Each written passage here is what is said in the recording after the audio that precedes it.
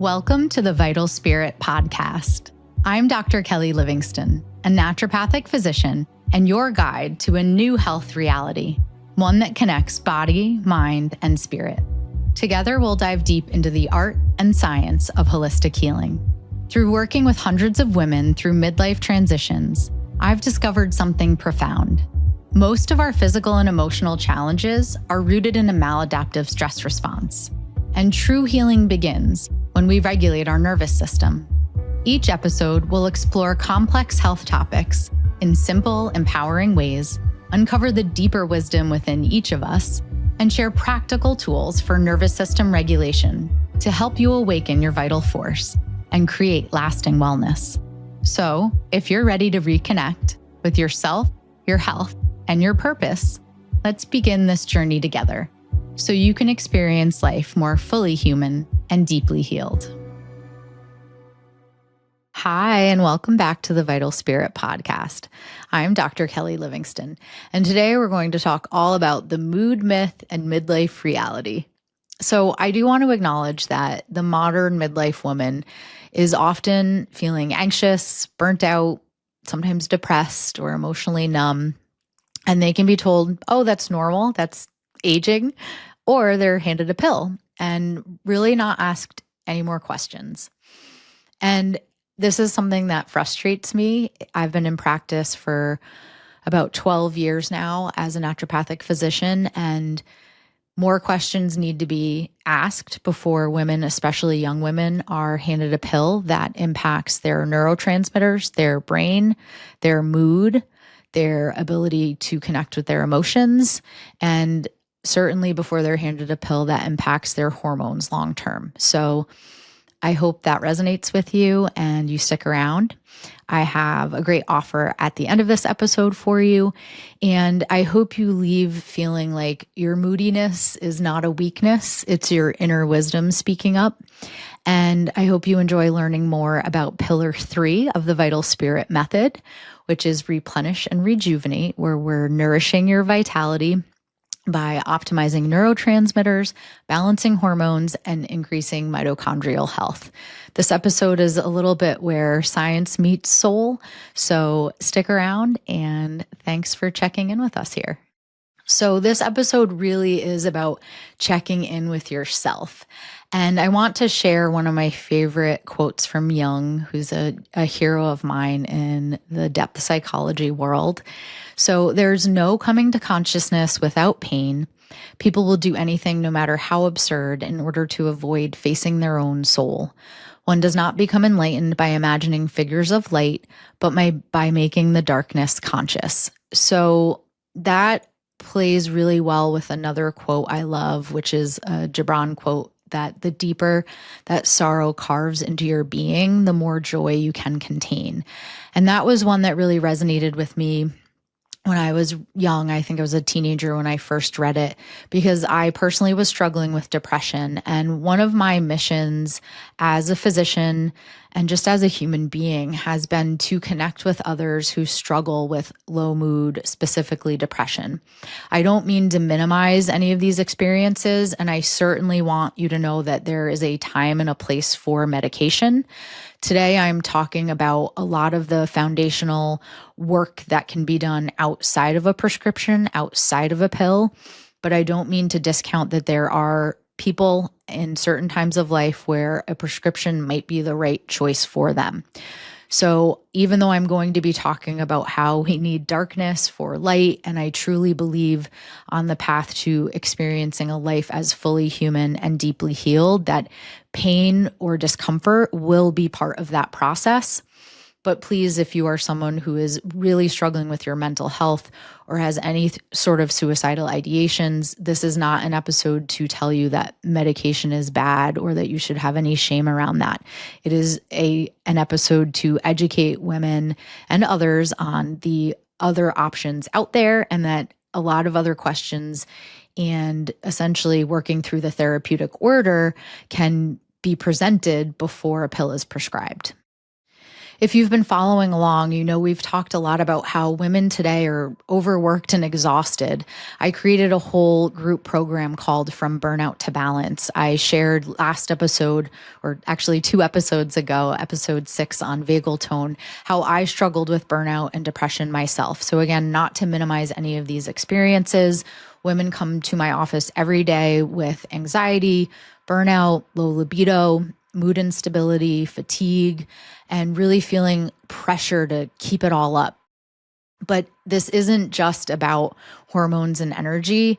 It's about your vital force being drained by this pressure to be everything to everyone. We can't possibly keep our vis going and happy and purposeful when we're outsourcing power or we're fitting into molds that we're never meant to fit into, or really succumbing to pressure that society or external forces have put upon ourselves that might not be in alignment with our soul's journey.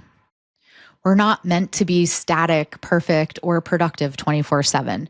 We are dynamic, cyclical beings. Women, especially when we are still getting our periods, have hormonal fluctuations that will impact our energy. If you know anything about cycle syncing and timing your workload or family commitments to times in your cycle where you're best going to be able to handle those things, this is a real thing. And our emotions, including mood swings, are not defects. They're part of our inner wisdom. And there's this real spiritual aspect to burnout beyond the physical root causes, which of course I assess as a physician. But when we've internalized these expectations of being the good girl, the perfectionist, the overachiever, it truly is a drain to our vis or our soul. And certainly when we've been told that being moody is bad, we're not processing those mood fluctuations or emotions as the sacred data that they really are. Just, look at the root of the word hysteria, which is from uterus, right? So I'd like to reframe the power of mood fluctuations, of low mood, of anxiety, of irritability, and really look at them as a superpower, not a flaw. This emotional ebb and flow is what really makes you resilient and intuitive and deeply human. I know that moodiness as a superpower might be a hard pill to swallow, but we're truly biologically designed to be dynamic and cyclical. So our hormonal oscillations that happen throughout our cycle are going to impact our mood. And sometimes just understanding the ebb and flow of those can be really powerful. One thing that makes me very frustrated in my practice is when young girls, teenagers even, come in and they've been put on birth control for acne or birth control for heavy periods. There's so much more that can be done to address those symptoms and really get to the root cause of them versus taking an exogenous hormone that's going to impact your ability to cycle. So mood swings and cyclical changes in our hormones throughout our cycle are not dysfunctions. They're feedback. I'm not saying that you should be struggling, suffering, in pain. There are so many things that I can do for a woman to help with heavy periods, to help with painful periods. I'm not saying to struggle with them, but masking those fluctuations and masking that symptom with an exogenous hormone that prevents you from ovulating and cycling is part of the problem that we have in this country with infertility. So asking questions before we start on a pill is really important. And modern conditioning has really taught us to be afraid of mood fluctuations, to not want to experience emotional ups and downs. So again, I hear from young patients that they were put on an antidepressant or an anxiolytic because they were crying or getting upset about something going on at school that they should rightly have been upset about, in my opinion. So these were normal reactions or responses, and beyond normal, they were probably healthy in that situation, yet we're very uncomfortable with feeling in this society. So we're much more likely to say, oh, here, take this pill for that. Now, remember, there's a therapeutic order, right? So whether it's an antidepressant or a birth control pill, there's a whole therapeutic order that we can work through that I talked about in the first few episodes of the podcast, where we can be looking at root causes and foundational pieces of health. So is that person eating enough of the ingredients to make their neurotransmitters? Is that person moving their body, right? Do they have a nutrient deficiency like low iron or hypothyroidism that's contributing to mood? Do they have really low progesterone? And so, of course, as they're going through their cycle, they're going to have more anxiety and be unable to sleep. So in the episodes where I talked about pillar 1 and pillar 2 of the Vital Spirit method, I was walking you through some of those foundational pieces, right? So the gut-brain axis, how that contributes to hormone health and mood. We talked about regulating and restoring healthy stress response and the HPA axis. And so now we're going to talk about, once the body feels safe and we have it in a healing state, what are we going to do in pillar 3? So pillar 3 is where we're replenishing and rejuvenating, and we're beginning to rebuild your chemistry for vitality. So some of the key areas of focus here are neurotransmitter optimization, mitochondrial health, and hormone balancing. Some of the common tools that I'll use in this pillar, so I talked about stool testing and blood work in my previous episodes. In this pillar, I might do some more functional hormone panels. So I might look at urine, I might look at neurotransmitter metabolites. I certainly might check in again on blood work and make sure that blood sugar balance is still optimal and that inflammation is down. And I might give some assessments such as the Braverman assessment for neurotransmitter health.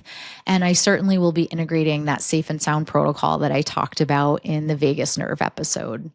So let's give a quick example patient, and let's use depression, which I will have a whole episode on depression and anxiety, and likely have episodes that go into even more in depth around neurotransmitters and hormones. But let's just say that this patient who's struggling with depression feels like they've done so much, but they are stuck. They've done so much for their health as far as diet and exercise. They've worked through the seeds of health, maybe. They've looked at inflammation, and inflammation is not contributing to their depression. Remember, inflammation is a huge root cause of depression. And I would have a conversation with someone like that around how you can't supplement your way out of depletion without addressing some of the deeper root causes or layers, and that there might be an emotional, spiritual truth to some of these energy leaks they're experiencing. So I'll often look at not only on a physical plane what's depleting and renewing that patient, but maybe we do dig a little bit deeper into some shadow work or into some archetypal patterns that they've exhibited throughout their life. Now, as we're moving on to this phase, again, let's say this patient is still feeling depressed and low mood, I certainly will further assess things like neurotransmitter health and function and figure out how we can balance that beyond just diet and lifestyle. If we think about the biochemistry of vitality, and specifically with this patient who is struggling with depression, I'm certainly going to talk with them more about neurotransmitters. So what are neurotransmitters? Well, they're chemical messengers that influence mood, motivation, pleasure, anxiety, sleep, social bonding. Neurotransmitters are released in between where your neurons meet up. So in your neurons, you have something called a synaptic cleft, which is essentially where all the neurotransmitters are released, and they communicate and send messages to the next neuron, which is then communicating this information all throughout your nervous system and body. You've probably heard of a lot of the neurotransmitters: serotonin, dopamine, GABA, norepinephrine, oxytocin. There's also histamine. So let's get a little bit more clear on what each one does and what you can do to balance them. So especially if I have a patient who is struggling with depression, I'm going to assess whether or not serotonin is playing a role. Now, there have been studies that debunked the serotonin theory of depression, but the reality is that having more serotonin very often does help people to feel better. So it is that feel-good neurotransmitter. It does support mood and sleep and digestion. So very often patients will be on an SSRI, and maybe they don't realize that that can speed up their our gut motility, so it can increase bowel movements. And it is often low in depression, especially when there's irritability and sleep disruption. Dopamine is associated with mood, focus, motivation. It's that reward pathway neurotransmitter that makes us feel pleasure. And deficiencies can show up in apathy, procrastination, low libido. GABA is our brain's natural calming inhibitory neurotransmitter. And so low levels can certainly result in more anxiety, panic attacks, difficulty winding down or falling asleep. Norepinephrine and epinephrine, also known as adrenaline and epinephrine are interchangeable. They regulate alertness, attention, and the stress response. And too much of those can cause anxiety and insomnia, and too little might result in brain fog and fatigue. Some of our excitatory neurotransmitters can actually build up in our body when we have different genetic predispositions. So again, I'll go into more depth on these eventually, but I want you to have some understanding of what they are. And then that oxytocin bonding hormone. So that's strengthened through physical touch and cuddling and hugs, and is even released when we're around a pet. So let's say that my patient who is struggling with depression had low serotonin and was really feeling sad and irritable and not sleeping because of this. So I might use some precursors to serotonin. So basically the ingredients that your body needs to make serotonin, like 5-HTP and tryptophan. I might also use a vitamin cofactor such as B6 or some magnesium support. You also make serotonin when you get out in the sunshine, so getting morning sunlight is key, and regular movement. Maybe she also has an issue with dopamine, so she's procrastinating and really lacking that motivation to get up and do the things that she needs to do in the day, or even feeling burnt out. And one way I might support that is through amino acids like tyrosine and phenylalanine. I might also use herbal support for dopamine, and depending on the person, might change the herbs that I would use for that. And also just having structured goals and small wins throughout the day. So making a list and crossing things off of it is a dopamine booster, which is kind of nice. It's something I like to do. And let's say she didn't have low GABA, but maybe her friend did, and her friend with low GABA is really unable to fall asleep, struggling with anxiety, restlessness, that feeling of overstimulation, maybe troubled by excess noise or having light sensitivity. And we can support our GABA calming neurotransmitter with things like theanine, GABA, skullcap, passion flower. Those are some of my favorite herbs for GABA, and deep breathing and gentle yoga. Maybe the reason that patient was feeling depressed was more a low norepinephrine epinephrine issue. And so that can feel like brain fog, slow reaction times, poor concentration or difficulty focusing. And I might support those neurotransmitters with tyrosine, methylated B vitamins, or an adaptogen like Eleuthero. And maybe she has low oxytocin, so she feels disconnected and lonely, unloved, and struggling to connect with others, and really not motivated to go out in social situations. But if she were to connect and co-regulate with another human, that would increase oxytocin. Again, hugging, cuddling with pets, eye contact increases oxytocin, and that's going to help you feel safe and connected. In some of our other episodes, we have talked a little bit about hormone fluctuations through midlife, and I will go in depth into what's going on with estrogen and progesterone in another episode. But essentially, as your hormones fluctuate throughout your cycle, they are going to impact your mood, right? So before we get our periods as women, our progesterone declines, and that's actually what signals our body to get our periods. So sometimes that progesterone decline is a little bit too drastic. And so that might cause some issues before our period with moodiness or with inability to sleep or anxiety or irritability. I sometimes have patients that actually have excess estrogen, and oftentimes they'll also have high histamine, which is an excitatory neurotransmitter. We often think about it as that immune system response to an allergy, but it's also an excitatory neurotransmitter. So that patient might actually feel more anxiety than depression. And we definitely have touched on the stress hormones of cortisol and DHEA. We talked all about pregnenolone, that mother hormone or precursor hormone. Pregnenolone is seen low in major depressive disorder and PTSD. So again, I'm not saying that there won't be a time and a place for a medication, but assessing levels of hormones before we're just handing out a pill can be really helpful at addressing the root cause of that low mood or anxiety or sleep disturbance. And as long as we've worked through our pillars, we know that we've addressed the gut-brain axis and we've addressed the HPA axis and stress response, which gives our body all of the ingredients and ability to make our hormones in a balanced way. So next we're going to talk about mitochondria, and I certainly will have an episode more devoted to mitochondria and their role in our body and in our energy production. So that's probably what you remember from high school biology, that mitochondria are the powerhouse of your cells. So they're helping you make energy, right? They're also the first step in cortisol manufacturing, and they are going to be important in our hormone levels as well. A couple of years ago, I did a workshop actually called the Vital Spirit Workshop on how to go from exhausted to energized. And I talked all about mitochondrial health and the cell danger response. So yes, mitochondria are energy producers. So let's say with that depressed patient, maybe it's actually a mitochondrial dysfunction issue. And they also act as environmental sensors.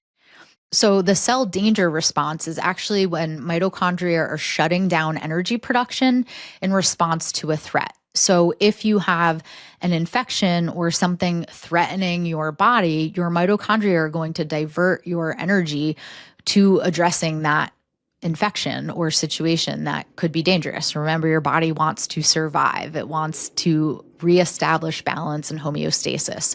So the mitochondria will actually shut down energy production in response to a threat. If you have a chronic threat, then you might experience chronic fatigue, depression, brain fog, and hormonal disruption. Some of the ways to heal mitochondrial dysfunction are removing toxins. So this is a big one. So that's environmental toxins, but also emotional and relational. Hormesis, or positive healthy stressors. So things like cold plunges, saunas, and fasting.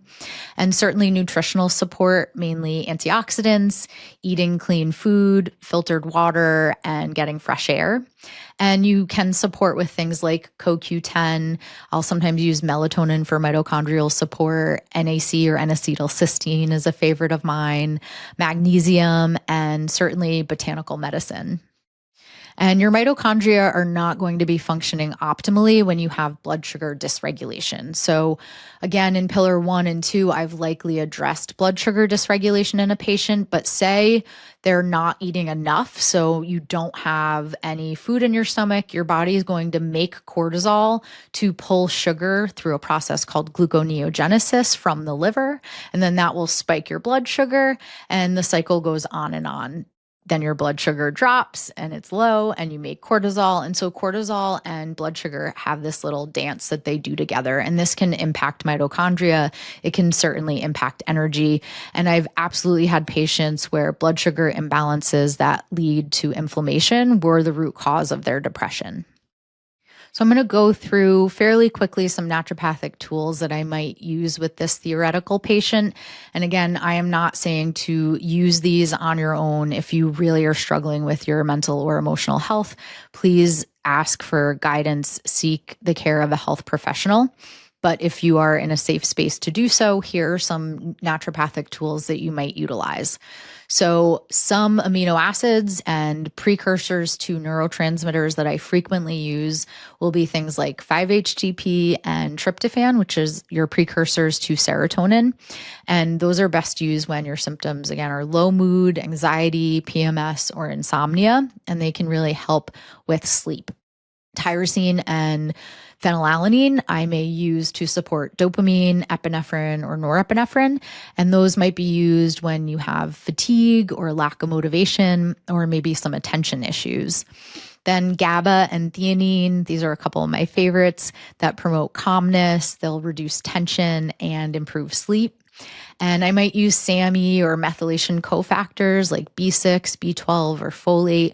I certainly, with that depressed patient, would test her for MTHFR, for example, and see if methylation was one of the reasons that her neurotransmitters were lower. And these are really essential for neurotransmitter synthesis and for detoxification. I love my herbal medicine. So some of the herbs that I will use in this situation might be rhodiola for mental clarity and fatigue. Adaptogenic herbs are one of my favorite groups of herbs to use with perimenopausal and menopausal women. Ashwagandha is one that I'll use more long-term for stress and cortisol balance, and I'll often use it with patients when we're working on thyroid health. Eleuthero is a great herb for resilience and stamina. And one of my favorites is holy basil for calming and emotional support. I love my Tulsi tea at night. And then you also have your nervines. So you have things like skullcap and passion flower. I have passiflora tea every day, which also helps promote GABA and can help with anxiety and sleep. And I often use lemon balm for tension or emotional overwhelm. And your phytoestrogens when clinically appropriate. So you've got dong quai for blood building and estrogen modulation. Red clover is one of my favorite phytoestrogens to use. And black cohosh for perimenopausal transition. I also really love St. John's wort. I call it my sunshine in a bottle. But you do need to be careful with St. John's wort if you're on other medications. One of my favorite tools to use as a practitioner is homeopathy. So you might use a constitutional, or I like to explain those more like a psychological remedy. You might also use them acutely. So these can be selected based on emotional patterns, on physical symptoms. And some of the ones that I use commonly are Ignatia. I'll use Ignatia for grief, for emotional suppression. Those patients might say they have a lump in their throat or difficulty swallowing. I'll use Ignatia in an event that is more traumatic. So if that patient is really kind of hysterical and crying and upset, I might dose with Ignatia. I use sepia very often in perimenopause and menopause, and those women can feel overextended or disconnected. They'll sometimes say that they just want to run away from their family for a day, and it's not for lack of love. They've and previously had deep love and emotional connection, but it's this phase where they feel like they just want to pull away, or sometimes feel indifferent or apathetic toward connecting with family. Pulsatilla I'll use often for mood changes, for crying easily and kind of needing emotional support in a situation. And I'll often use Natmer for grief, unresolved grief especially, and withdrawal. Some additional nutrient support I may use in low mood would be omega fatty acids. I always test for those. Magnesium, certainly for neurotransmitter synthesis and for calming at night, muscle relaxation, and zinc for hormonal and neurological balance. I may also be assessing B vitamin status and vitamin D, especially for energy, mood, and healthy hormones. And I might use something like CoQ10, especially if low, on a micronutrient panel for mitochondrial repair and ATP production. So as you can see, there's a lot that can be done, not only for mood and energy, but to support hormones, neurotransmitters, and mitochondrial health. But the reality is that 1 in 4 women are on a psychiatric medication. And often things like SSRIs actually don't outperform placebo in mild to moderate depression. So this is something that under informed consent, I think every patient should be told before they're put on something, and really educated on the fact that these medications don't address the root causes, right? They're not addressing the inflammation that's likely contributing to the depression or the blood sugar dysregulation or the trauma, and that there can be very long-term side effects, and that withdrawal happens and that they're difficult to get off of. SSRIs are one of the hardest medications that I see patients try to get off of. So being sure that you are informed about the risk, about the likelihood that the medication will work, and really doing your due diligence and advocating for yourself and asking, are there other things that can be done or looked into? And really asking yourself the question, right? Is it a serotonin deficiency, or am I bypassing some deeper soul work? What is this depression or low energy trying to tell me? Or what is this anxiety trying to tell me? If you're burnt out, really assessing what contributed to that burnout. One of the yoga classes I took this week, the teacher was talking about svadhyaya, which is self-study in yoga. And I talk a lot with patients about shadow work or reclaiming your inner self. And this is not necessarily something that everyone wants to do, right? Bringing to light your shadow is not always going to be comfortable. However, I find that it is truly the path to deep inner knowing and wisdom and to healing. So when I say things like helping patients to live life fully human and deeply healed, it is experiencing the light and darkness. It is going through the pain and suffering that leads to the lightness and your soul work. And no, it's not always easy, but the transformation that occurs can be profound when you are able to reclaim your inner self and connect with some of those deeper pieces of the puzzle of your health awakening journey. So say you are like that patient and you have maybe some depression and low energy. Is your fatigue mitochondrial? Is it neurotransmitter? Is it emotional, or is it existential?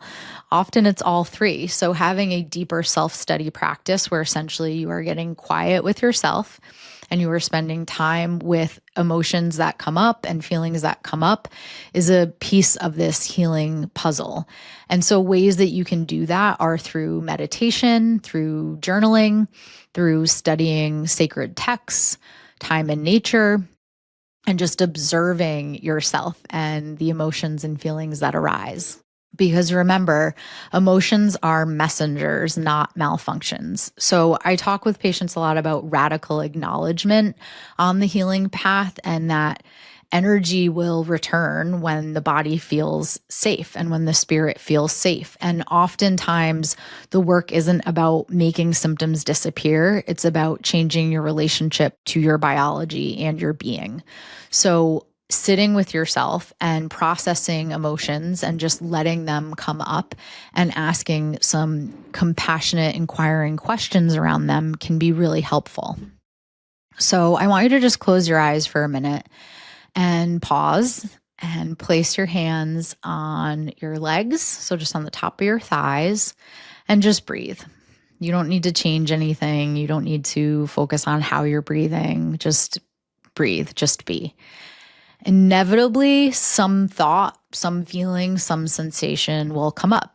And the more that you practice this and the more that you're able to acknowledge the feelings, the thoughts, the emotions, the sensations, and allow them to pass through, the better you'll be at hearing the messages from those emotions, feelings, sensations.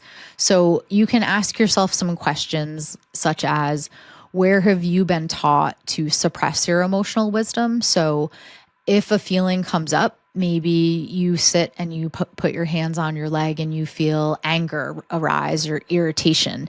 Maybe ask yourself, when's the first time you have a memory of that feeling? How old were you? And was that resolved? Or was that a situation where you had to suppress that feeling and not honor it? And then maybe ask the question of, what could you do for that, let's say, 8-year-old child who had that first feeling of real true anger and was forced to suppress it? What could you offer them? What sort of resolution of that emotion could you offer? And maybe think back to other times in life where you've had that emotion and you've outsourced your power, or you've numbed your truth and maybe you've run from the emotion. And remember that feelings and emotions take about 90 seconds to move through the body. So even if it's a painful emotion or experience, if you can sit with it and breathe through it, and if you need to move your body through it a little bit, then you're able to get a lot more inquisitive around what that emotion is trying to tell you. And I'm definitely not saying, again, that this is an easy process, but starting to get comfortable with processing emotions and feelings and being with things that are uncomfortable is how we move through them. And acknowledging that Yes, sometimes it's a neurotransmitter imbalance. Sometimes we can further optimize our hormones. Sometimes our mitochondria are not functioning properly and it's contributing to low mood, right? But also, sometimes it's a message from our soul that something needs to change in life. And that's not always convenient. So I'll end this with another quote from Pima Chodron. And it says, when you really start to take the warrior's journey, which is to say, when you start to want to live your life fully, when discovery and exploration and curiosity become your path, then basically, if you follow your heart, you're going to find that it's often extremely inconvenient. So take the time, carve the time out to be with yourself and to listen to those messages. And definitely do your due diligence when you're struggling with a mood imbalance or hormone fluctuations and ask questions. Look at that gut brain axis. Ask if your nervous system is contributing. Look at gut health and inflammation. Ask if you have any nutrient deficiencies contributing, right? There's so much that we can do working up that therapeutic order before we're numbing or suppressing or relying on something external to ourselves to solve the problem. So I know I said to stick around because I had an offer for you. And again, I'm going to be making available the Seeds of Health journal that I give patients in my Burnout to Balance program. And there's a blank page for thoughts and reflections. And I highly recommend that you take some time to get quiet with yourself. I would recommend that you start to think on archetypal patterns in your life. So just what are some patterns of behavior when you are maybe feeling dysregulated or emotional? How do you tend to handle those situations? And get a little bit curious with some of the emotions or feelings that you have inside that might not be what you would consider light. Maybe you'd label them more as dark or shadow side. And as you start to get more comfortable with those, listen to the messages that they have for you. I truly believe that when women are empowered with their health, we will change the world. So let's start by reclaiming your vitality today. If this episode resonated with you, please download and subscribe so you don't miss any, and share it with someone who you think might benefit. Have a great day.